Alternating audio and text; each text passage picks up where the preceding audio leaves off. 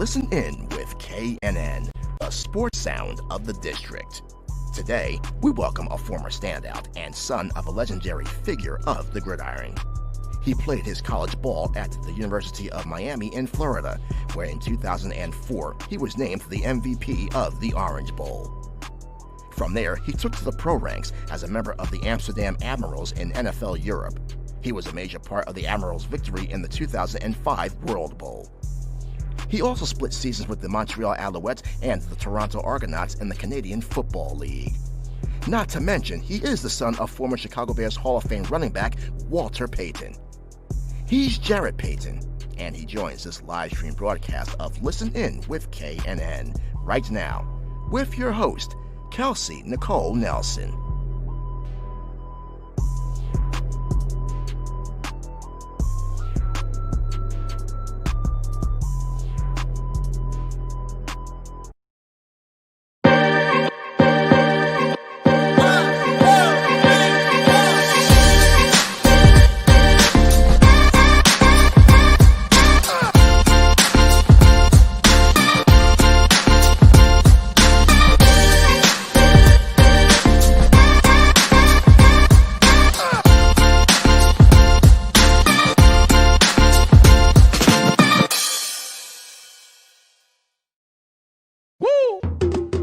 It's Listen In with KNN, the sports sound of the district. We bring you the biggest guests, great analysis, and the hottest sports stories in the nation's capital and beyond. And we bring it to you live. Welcome to this live stream broadcast of Listen In with KNN. Here's your host, Kelsey Nicole Nelson.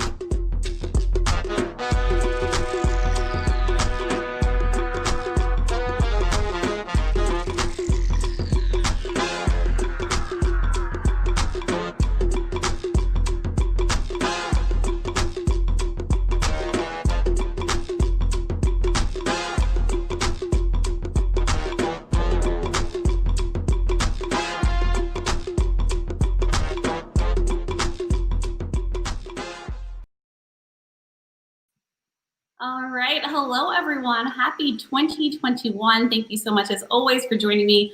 I'm so excited to bring back my live stream version of my show, Listen In with KNN, presented by Fox Sports Radio. I feel like it's been a whirlwind since we last talked back in December, but I am so excited for today's guest. Look, it's January. We're thinking football, so I had to bring in one of the biggest and brightest football minds. And as always, I promise to deliver, right? So nonetheless, I'm delivering once again.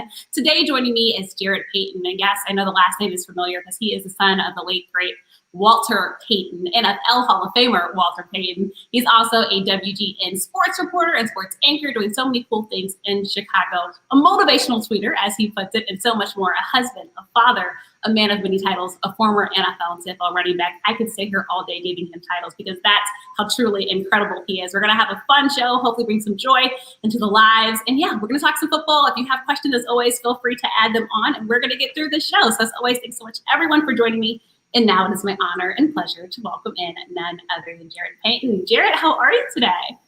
Kels, what's going on? Thank you for having me. Finally, it took 2021 for me to actually get on the show. So I better come correct if I'm the first out the gate. But thank you for having me. I knew the pressure's on you, but I said Jarrett Payton's going to be the perfect one to help me bring in the new year to my listeners. Because I know we were supposed to do this last year, but you know what? More the better. We feel good about 2021, Jarrett. I know 2020 was hard for a lot of people, but look, hopefully more smiles all around America.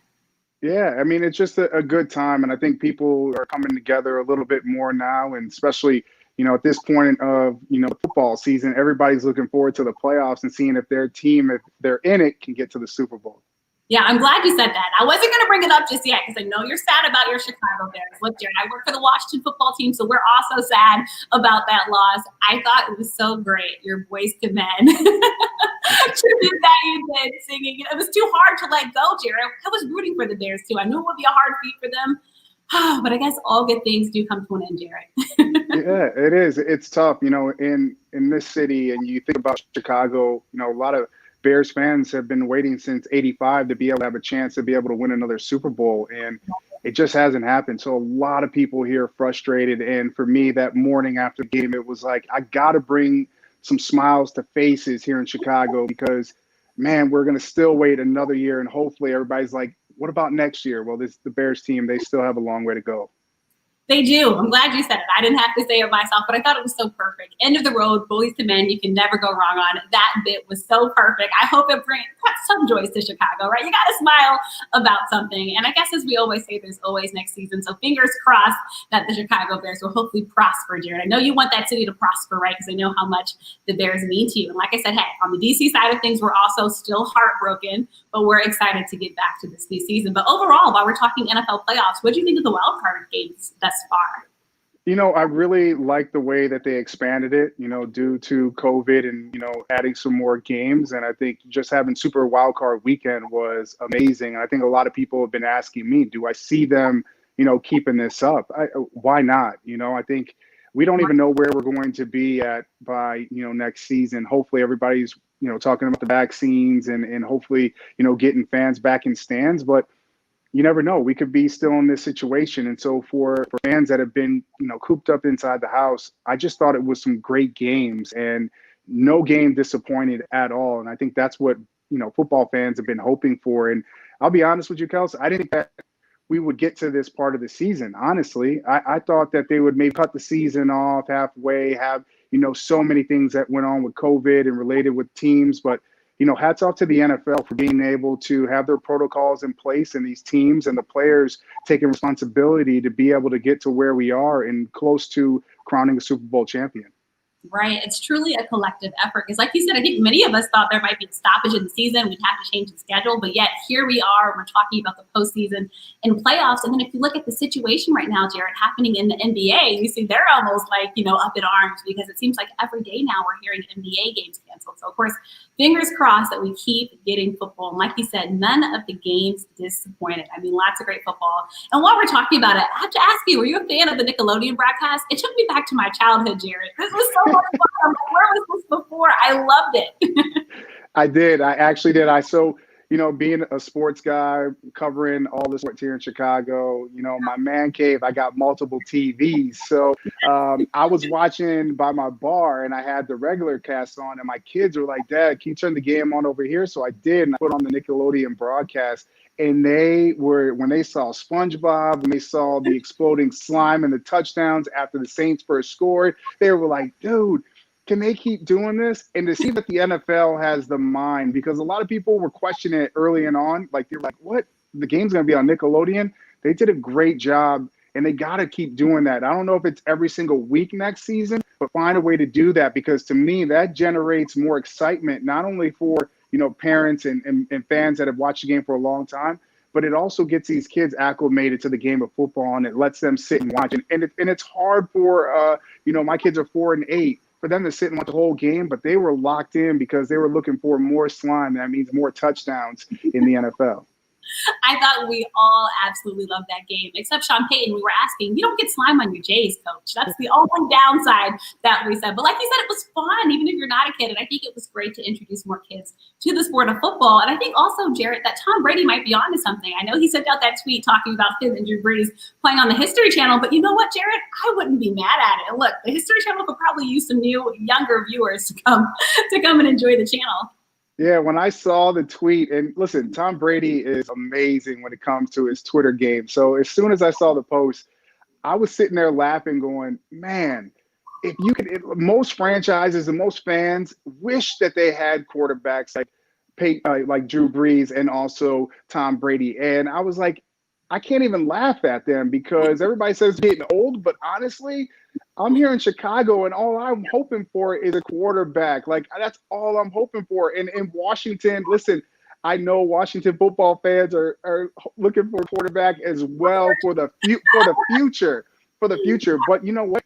When you see guys like Alex Smith and what he was able to do in that story, Kels, I mean, I'm going to tell you, just being able to see what he went through to be able to get back onto the football field is just truly amazing, and just one of those highlights of a year of something that I wouldn't do. If I had an injury like that, I would step away from the game, but his passion and his love for the game brought him back. And not only that, to see how his family helped him get back to the game as well, his wife. I mean, those are discussions that you have to have with your wife when you're, you know, have an injury like that. And to see them come together and him to be so successful this season, it's really amazing. It's been incredible, right? Like, I mean, Alex Smith inspires us all. I mean, 17 surgeries, told at one point you might have to cut your leg off to be on that football field and then to help this team the way he did. And now this team, we're excited about football once again in Washington. Truly incredible. He was a supporter. He was there on the football field when he needs to be. Every player loves Alex Smith. And I mean, to be quite frank, Jarrett, none of the quarterbacks gave us any short of storylines this season. We're all talking about the quarterbacks in Chicago. You guys are talking about the quarterbacks in Washington. We've been talking about the good side of the quarterbacks. We also had a bad side of the quarterbacks, right, when that whole saga happened. And then Drew Brees and Tom Brady. And what's been most fascinating to me, Jarrett, just to see the youthful quarterbacks in the AFC games. I love when you see Brady and Brees. And then you see someone like Baker Mayfield is the oldest, and he's not even 26 yet. Way to make the rest of us feel old. But it also shows you how the NFL is in good hands with these young electric quarterbacks. Man, you just said it, Kels. That's what it is. I mean, if you throw in the older quarterback, you throw in the NFC, you throw in Aaron Rodgers, who's been around as well. I mean, those are. I mean, you look at Breeze and you look at Brady. They're the prototypical drop back quarterbacks, right? And then when you look at all those quarterbacks in the AFC, it's changing. It's changing of the guard now of, more athletic quarterbacks being able to move outside the pocket, create plays with your feet, and also throw the ball. And so to see where the game is, and I think, coming up this weekend, you can really see the game is in good hands. And I think that's what a lot of fans were always worried about is, can these younger quarterbacks from these wide open, RPO systems and West Coast offenses, can they kind of take over? Yeah, they can. And I'm excited to see how they all play. And listen, Baker Mayfield has the biggest test of them all. I mean, you're going up against Patrick Mahomes and that high-flying offense. So I look forward to seeing how the Browns can do it. But think about it. They got two good running backs. They got a ground game. If they can control the game on the ground, keep Mahomes on the sidelines, Baker maybe make a couple of plays, defense come up too, maybe give them a shot. Everybody's counting them up, but the dog pound, man, they're ready for this playoff run.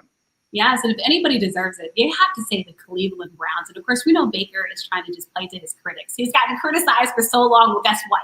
He's getting it done on the football field. I don't think any of us could have predicted that game against the Pittsburgh Steelers could have went the way it went. I mean, I was watching and you had to wipe my eyes, Jarrett, like make sure I was going crazy. It happened. And for the city of Cleveland, how special was that? And again, just great football. But as we're talking about football and quarterbacks, maybe Big Ben is going to have to talk to some of his players because our guy Chase Claypool keeps calling out the Browns and now calling them classless in their win over the Steelers. Do you think there's any merit to that? Or does Chase Claypool just need to be a good loser and just sit back, relax, and watch on the couch like the rest of us, Jarrett? Yeah, man. Like, just listen. You know what? The Steelers, they're just upset, Kels, because they went on that nice little run early on, right? And everybody was crowning, saying, "Holy cow, could this be that team that gives KC a run-in?" Right?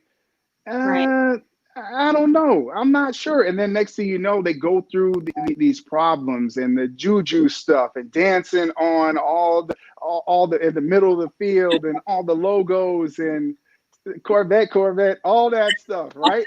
They caught up to them, and that's what's so difficult is that if things like that happen and you start losing it in the locker room, everything kind of falls apart. And that's why it can't be individuals. It's got to be a whole team effort. And, shout out to the Browns. They came out, they figured out a way to be able to do it. It's pretty similar to how the Buffalo Bills played the Steelers early in the season when Juju was doing the same thing. And I remember listening to Josh Allen. He was talking in the back. He was like, man, no dancing. Let's go out here and play.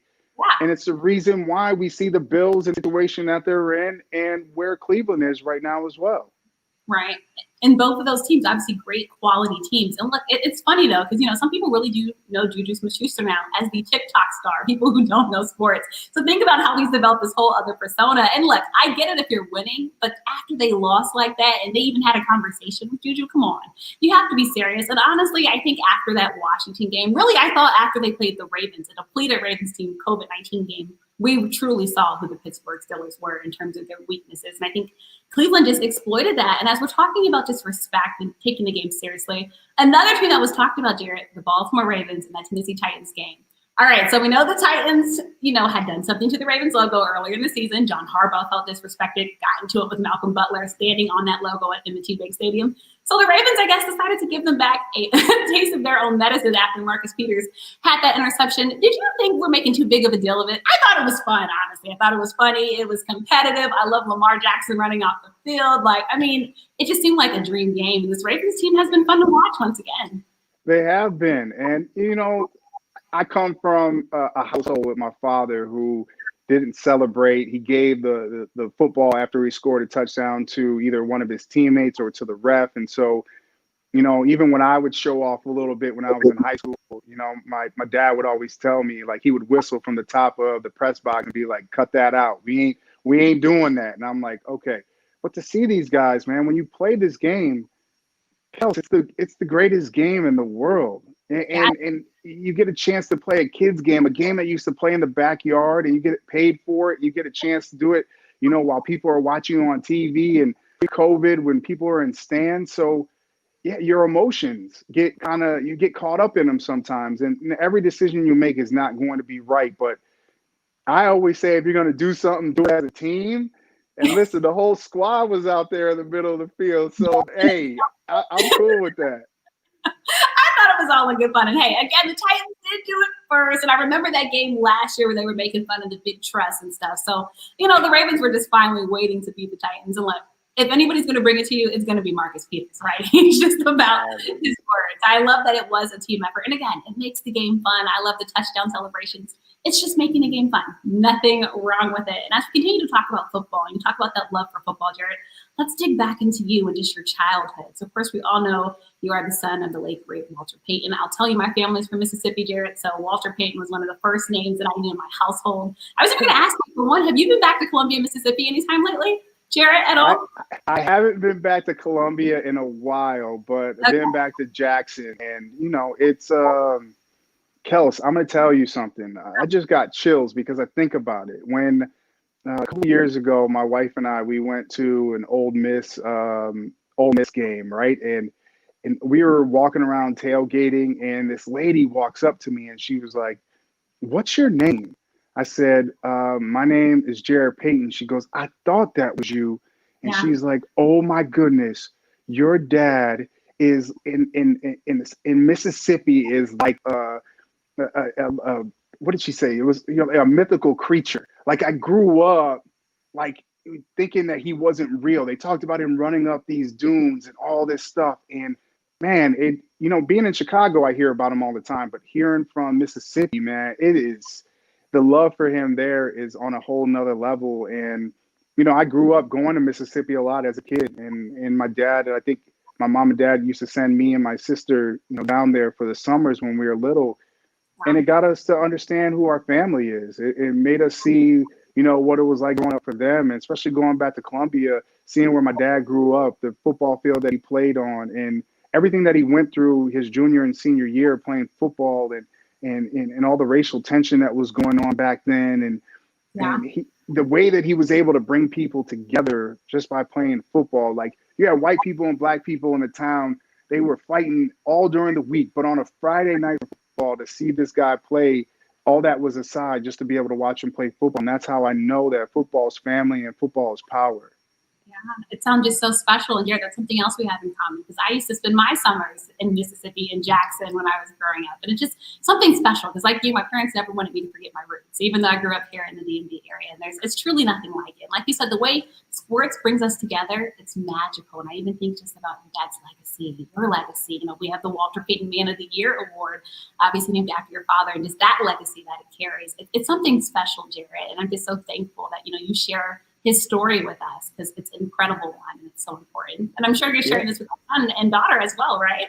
Yeah, it's cool to be able to have, two little ones, and especially my son, who's 8, he loves sports. So he watches everything that has to do with my dad. And everywhere he goes, people always tell him, "Man, your dad's the greatest. He's the greatest." And so the one thing that he deals with is he'll never get a chance to be able to meet him. And it's crushing. But you know what? I tell him he's here in spirit. But man, when you talk about a legacy, Kels, if you had told me in '99 when he passed, and we went to the Super Bowl, it was the Rams and the Titans in Atlanta, and they switched the Man of the Year award and put my dad's name on it, that, in 2021 that we were going to, have a big, huge sponsor and with Nationwide, and that the NFL guys were going to want to win this award more than the MVP, I would have told you you're crazy. But it's a testament to who my dad was as a football player and as a person off the field. And so our family is truly, truly honored and blessed to be able to see,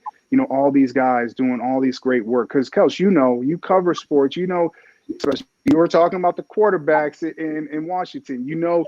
Everybody wants to report on the bad stuff, but people don't want to hear about the good stuff these guys are doing. And so I've really, we with all these past winners, we've kind of added new people to our family. And, the guys like Charles Tillman and seeing guys like J.J. Watt and all that, man, it's awesome to see these guys come together and be part of our family now, and that I can call on those guys. Anquan Bolden, like all these guys.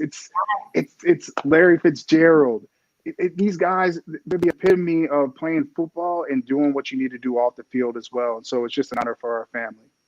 I love that. It's such a special honor. And like you said, the guys, they talk about winning the Walter Payton Man of the Year just as much as they want to win the Super Bowl. And like you said, I think in sports a lot, we focus on the negative, and I get it, right? It gets clicks, but there's always positives in sports. And we need to highlight that because it's so important, because that's how we impact our communities. These guys come from the community and they're trying to make a difference. And I like that we're giving back to these charities, because that's how I think we'll grow together as a world.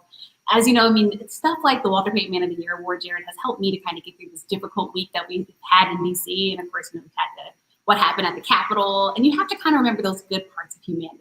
That's one of those good parts, Jarrett, that just remind us there are good people in the world working to make the world a better place.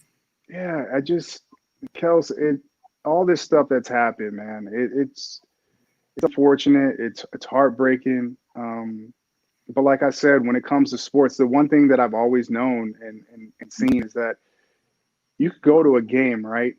And you get some tickets from somebody and you have no clue who you're sitting next to. But if you're a fan of that team, man, your team scores a touchdown, you're high-fiving the person next to you, in front of you. You don't even know those people, right? You don't care what they look like, the color of their skin, none of that stuff, but they're on your team. And here, man, in the United States, we're all a team. And I know we all have different views and we got different backgrounds, and I understand that. But the one thing is that we all got to do it together. We're one team, and we got to figure out a way to be able to get back to that. Or I don't even know if we've ever really truly been there, but I feel like we got to get there, because it's not just for us, especially the grown-ups. It's for the young. It's the young ones. It's my kids growing up. We got to show them the way, because coming up now, Kels, we're going to have the most diverse America ever in my kids' generation growing up. And we have to do better,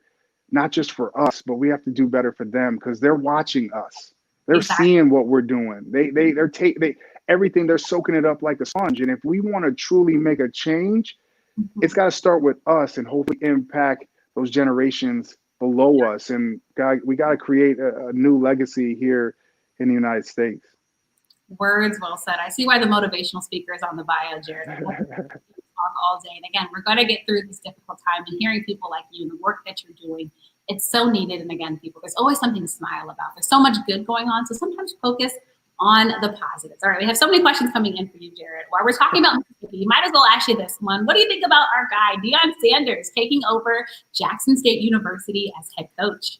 Oh, I'm going to tell you right now, I love it. I love it. And just seeing the coaching staff that he's putting together. And my mom called me after we heard the news. We kind of heard it like a week before that it was going down. And then once we got the word, it was like, holy cow, because, growing up, my dad used to tell me about Jackson State when he was there.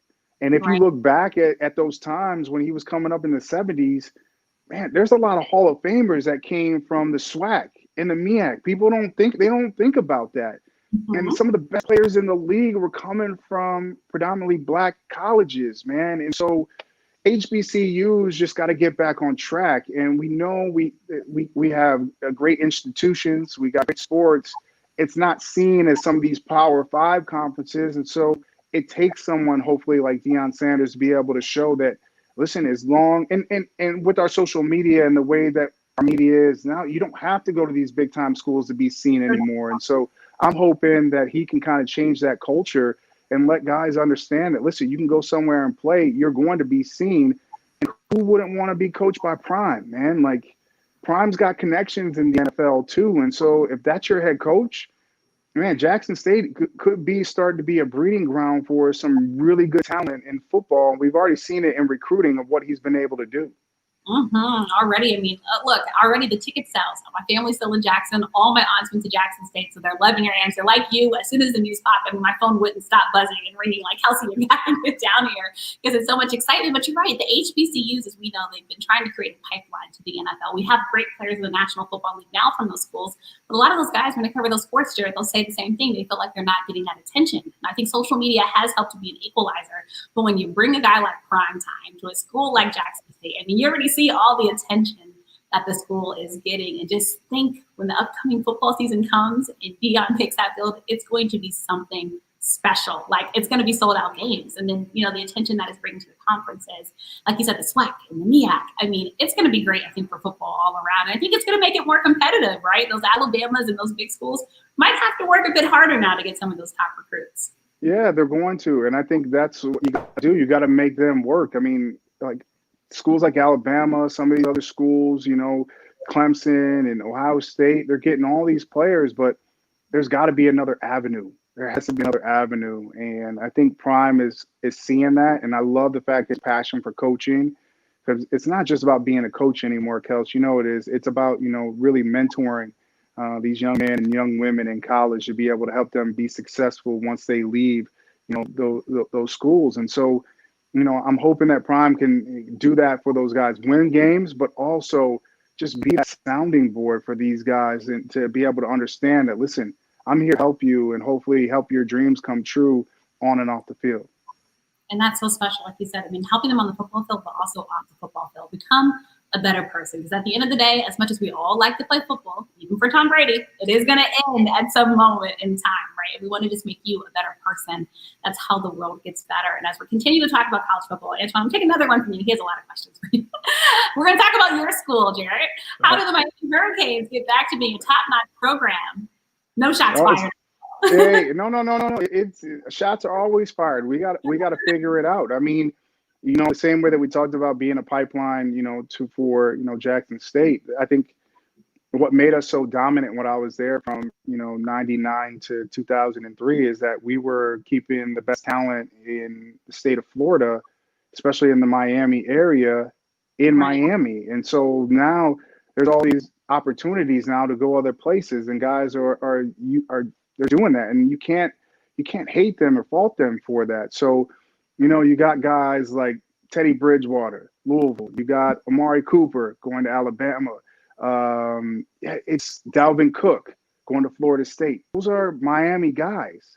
So if you could keep that talent in the state and keep them in the Miami area, we can get back a lot sooner. And so, you know, I'm just hoping that we can find a way to be able to do that and keep these guys in state and find a way to get back. But it wasn't the year that I was hoping for my Canes, but I feel like we're back on the right track, and I think we're getting there. And man, I'll tell you, Derek King is a beast, man. It was hard to see him get injured at the end of the season, but he's one of those dynamic quarterbacks that can really help your school, and hopefully he can get back healthy. He's come back for another year, and let's see if we can make some magic in 2021. Yeah, and if it makes you feel better, Jarrett, I'm still waiting for my Maryland Terrapins to get on some type of football track and make me happy during football season. So if anybody's listening, it's me, Jarrett. So let me know what's going to be sadder than you for college football season. And I don't even know how we're remiss to ask you, what do you think about the national championship game? Oh, man. I was hoping for a better performance from Ohio State, to be honest with you. I knew who Alabama was, but I'll tell you, it's been crazy over the last 2 seasons to see, even last year with LSU to this year with Bama. You look at these schools in the SEC, they're always known for playing defense. In the last 2 seasons, what are we seeing? It's like offensive juggernauts, you know? Yeah. And I just want to see that's what I love. And and to seeing how offensively Alabama has kind of changed, where their defense isn't as dominant as it used to be, but offensively they've caught up with the times. And so I think that's what's so cool. But man, Nick Saban, I don't know what else he can do. I mean, you can't leave and go anywhere else. You either retire or you stay there until you're done coaching, because what he's built in Alabama is something that we have never, ever seen before in college football. And it's impressive because I know how hard it is to win one national championship. I've been to 2 national championships, should have went to 3. Yeah. But to win 7 in your – man, hats off to Nick Saban. He is amazing. He's truly incredible. And Jarrett, I know we have to let you go. If you guys don't know, Jarrett is doing a 9 p.m. hit, and he's still graciously agreed to come on this show. But I would love for you to just talk about, we've seen the running back position continue to evolve. You've played it. Your father played it. Tell me your top 5 running backs currently in the National Football League. Ooh, man, top 5. Okay. I don't know. I'm not going to go in any order. So I'm going to go, oh man, Saquon. I gotta go Saquon, definitely, because he's just a beast, man. He is the one. When healthy, he's a monster. Yeah. My other favorite, what people are gonna give flack on just because of his season, Ezekiel Elliott, man. Like, I've always, since he came into the game, and his offensive line was kind of beat up a little bit, so I can't really tell you what's going on there. But I love Zeke. I love watching him play. His ability to do everything from catching the ball out of the backfield to blocking to running the ball. David Montgomery here in Chicago, man. A lot of people, I've been on him. That's my guy. So, I've been talking to him, just making sure that he's staying on track. But he is a beast. Can I throw Lamar Jackson in there or no? only reason why is because, man, I know he's a quarterback, but his ability to be able to move and become a runner when he's got the ball in his hands is something that I haven't seen since Michael Vick. Like, it's on a whole nother level too. And he's not a big frame guy, but he's not afraid to be able to take that. I don't know who my 5th would be. I'm not even sure. Well, how am I missing out on running backs right now? I can't even think of any other backs. Look, more for you, Jarrett. Oh, I'm going to give you one more. This is just one of my boys because I better give him love. Frank Gore, man, with the Jets. Got over 16,000 yards. He's in the company with Emmitt Smith and my pops, and I played with him in college. Like, yeah, he didn't have a monster year, but to know that he's in that club, man, hats off to my boy. I saw him have 2 knee surgeries when I was in college, and to see that he's in that 16,000 club, man, the hustle and grind for the position, man, much love to my boy, Frank Jeezy. I love it. That's a solid list. Jarrett, I appreciate you so much for joining the show. I hope all is well with the restaurant, right? Flagship on the Fox. Charles, Flagship on the Fox, yeah, St. Charles, Illinois. We've been open for a little bit now and going on 2 years, and it's been amazing. Even with this pandemic, we're still finding ways with a lot of people coming in and getting takeout orders. So if you're ever in the area, in Chicagoland area, come stop by Flagship on the Fox, and I might buy you some lunch or dinner. How's that sound? That's nice. Look, Jarrett Payton said it here, you guys. You got him on camera and video, so he can't take it back. Jarrett, I so appreciate you. I still hope all is going well, too, with the beer. I know you have tasted breweries and beers. Like, you're so fascinating, Jarrett. You're, again, multifaceted. But thank you so much for joining, and best wishes on the 9 p.m. broadcast tonight. Thank you very much. Thanks for having me. You are amazing, and I'm glad I kicked off 2021 on the right note. Everybody after me is going to have some problems. They're not going to have a show like us. I'm raising the bar. I'm sorry. Everybody else, you just have to be some par. It's just going to have to do. And thank you so much for joining. Hope the kitty stays safe. The wife, tell her hi, and thanks again for joining. Thank you. Have a great one, Jarrett. Bye. All right, you guys just heard from Jarrett Payton. Thank you so much for tuning in. Again, lots of great guests coming. Set the bar high. You guys heard it from Jarrett Payton. We'll be back next week with another live stream edition of Listen with KNN. Also, please check out the audio version of Listen with KNN. I was just joined by Devin Ashby, who wrote a phenomenal book talking about Montgomery County versus Prince George's County football. So you definitely need to check out that show on iTunes, Google Play, and Spotify. Until then, stay safe, mask up, and please enjoy some of this beautiful weather if you're here in the DMV area that we've been getting. I truly appreciate your support. And also, if you have time, check out my shows with the Washington football team. Once again, a special thanks to Walter Payton, Man of the Year, all the people who have been participating in it. Jarrett Payton is doing such a phenomenal job leading that program. Voting in Sunday, so if you have a favorite player, make sure you get it in. I'll see you guys next week. Have a great one. Bye, guys.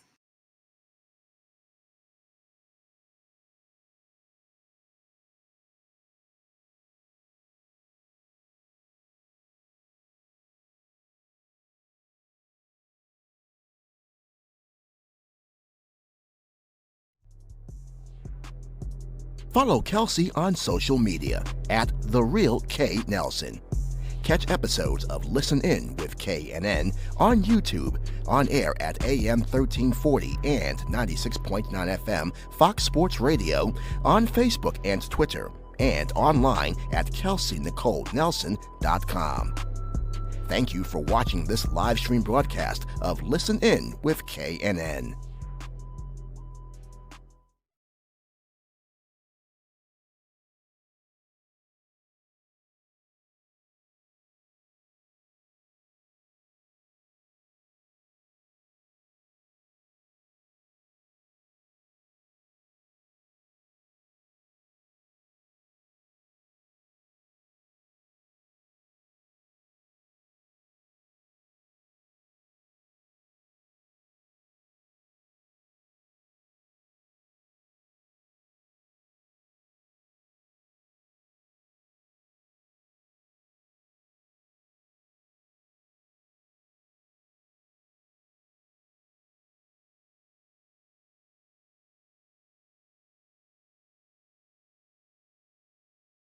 You used to hear me on your airwaves or hear me on my hit podcast, but now I'm taking you to the screen.